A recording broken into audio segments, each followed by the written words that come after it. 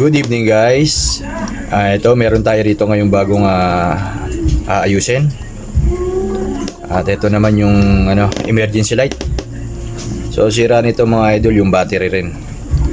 Tinesting na natin sa charger at gumagana naman, no. Gumagana siya sa charger, nagcha-charge yung umiilaw yung indicator niya. So ito binuksan ko na to mga idol, binuksan ko na. So ayan. Yung sira nito yung battery. So gagawin natin dito mga idol, gagawa natin ng paraan, magsisiris tayo ng battery kasi ang battery nito ay 6 volts. So gagamit tayo dito ng dalawang battery ng power bank. Ayan. So meron na akong binaklas, no. Ayan, gagamitin natin to.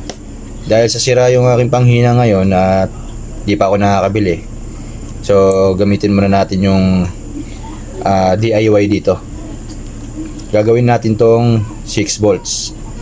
So sisiris natin tong dalawang battery na to, negative to positive. Ayan, pagduktungin natin yan. Tapos dito na tayo kukuha ng out. So 3.7 plus 3.7 is bali kalalabasan din ito is 7 volts. 7 volts may higit, no. So ayan, ito yung gagamitin natin battery para magamit tong ilaw na to, para mabuo natin. Maliwanag to, malakas to eh. Testingin natin, gamitin natin to. Start na tayo.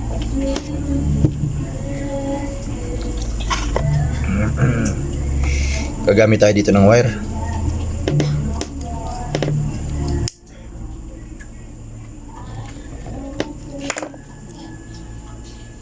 So yan.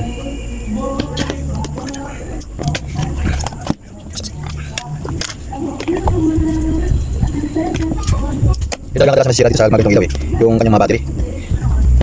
Tapos bibili ka ng battery na katulad na medyo mahal yun. Ito na yung gagamitin natin. Battery ng power bank. So dalawa lang. Ito, connect muna natin dito.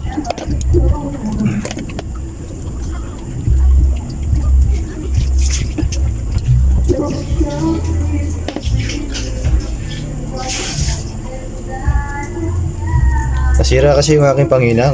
Hindi pa ako nakakabili.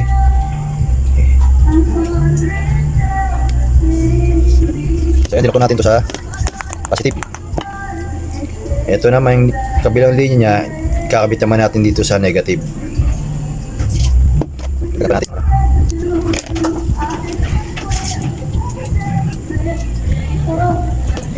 Kakabit natin dito sa negative.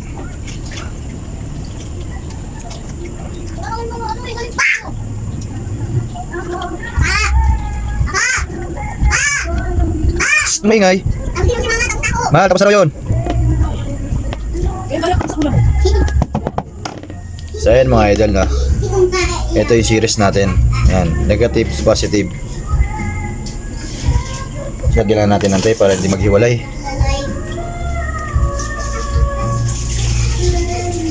Ito lang yung ginagawa kong DIY dito mga idol.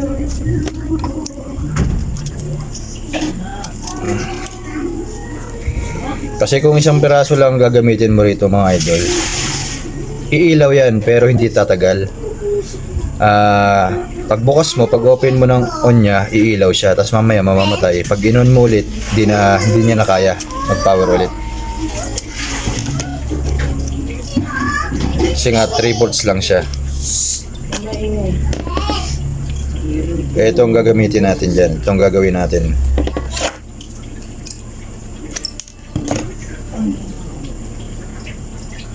Series to mga idol kung tawagin.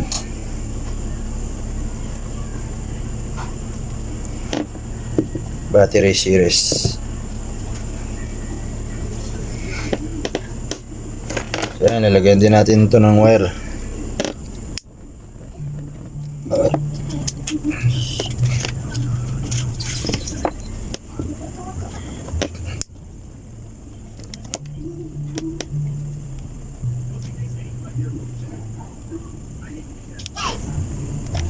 Yung dito sa kabila mga idol, pinagduktong natin yan. Pero pagdating dito, hindi na po pwede. Hiwalay na yan. Kasi ito na yung negative at positive na ikabit natin doon sa terminal ng power battery.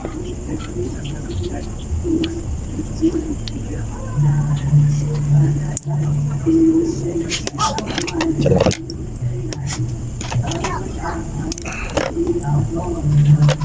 Pwede ko naman itong yan. iipit ko na lang siya mga idol. Meron naman siyang ano. Sadyang natitira ako ng pinaka ano niya, yung pinapitan ng mga battery, ano yung pinututungan. Para ako sakali. Pwede ko na lang iipit siya. Ayan. Ayan. Nakaipit na siya. Sa kabila ganun din. Iwasan nyo mga idol na magdikit to.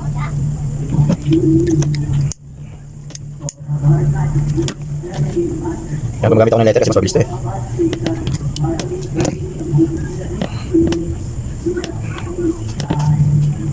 Ayan mga idol, ganun din. Ipit na lang din natin dito.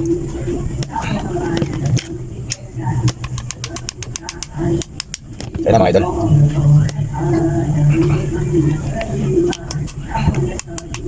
So yan.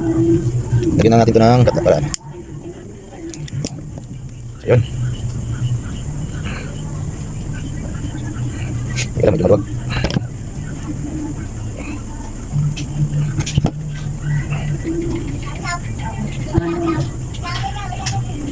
Pasensya na kayo mga idol, wala tayo pang hinang eh. So, ganito na lang, para-paraan lang yan. Ito may bait-bait, lagyan natin ng tape.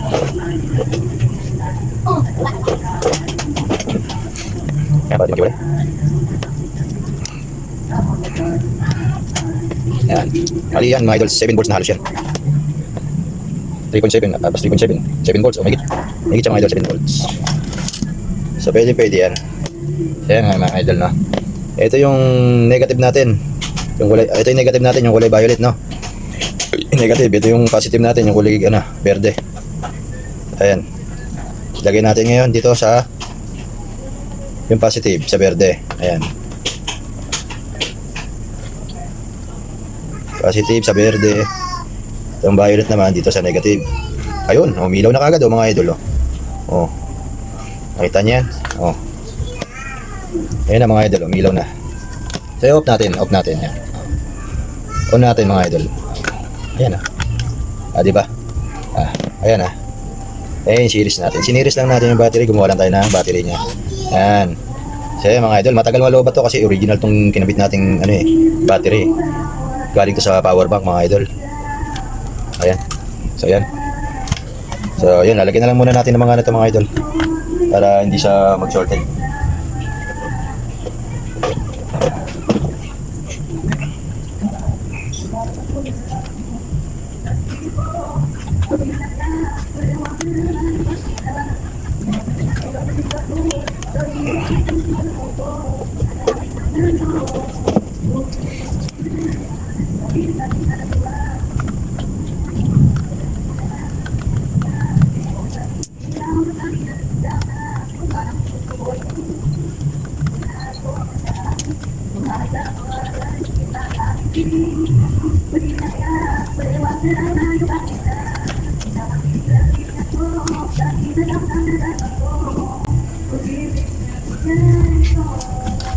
So ayun na mga idol.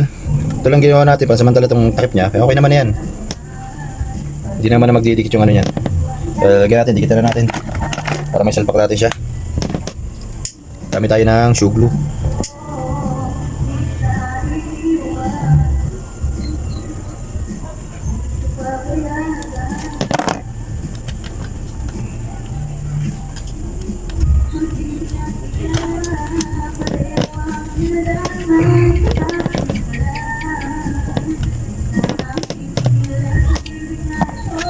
So ayun mga idol, nadikitan natin yung battery sa loob.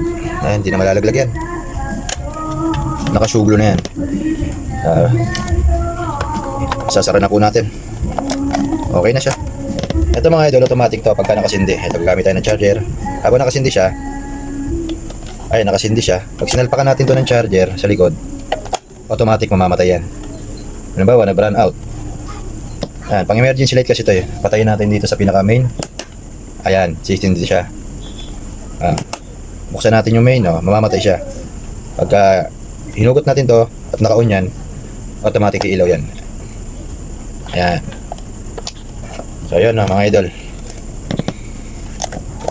isasara na natin to.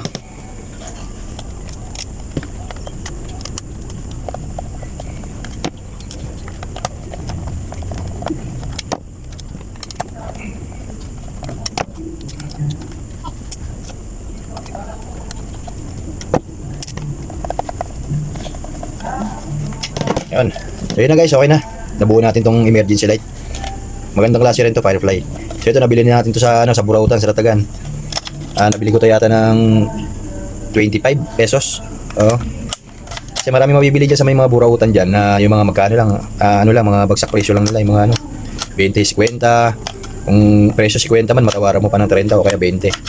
So katulad nito, tawaran lang natin. 50 to alam ko binibenta ng pero tinawara ko lang ng 25. Kasi untested naman eh. Karaniwan kasi sa mga ganito, ang nasisira lang dito battery. So alam ko na mare-repair ko to, kaya binili ko. So kaya katulad niya, na-repair na natin mga idol. So ganun lang mga idol. Kung sakali man nagagawa kayo ng ganito, ganun na lang gawin nyo. Sana makatulong mga idol. Maraming salamat. Hanggang dito na lang.